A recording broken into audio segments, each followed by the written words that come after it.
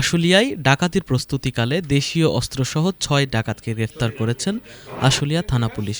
এ সময় তাদের কাছ থেকে খেলনা পিস্তল, কুড়াল, চাকুসহ ডাকাতির সরঞ্জামাদি উদ্ধার করা হয়। মঙ্গলবার দুপুরে আশুলিয়া থানা থেকে গ্রেফতারকৃতদের ৫ দিনের রিমান্ড চেয়ে ঢাকার আদালতে পাঠানো হয়।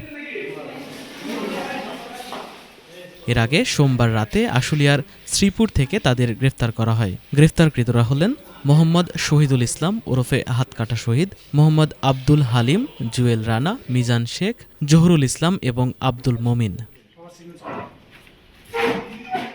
আশুলিয়া থানা পুলিশ জানায়, মহাসড়কে গরুর গাড়ি, চিনি, চাউল, তেল, রডসহ বিভিন্ন পণ্যবাহী গাড়ি টার্গেট করে তারা ডাকাতি করেন।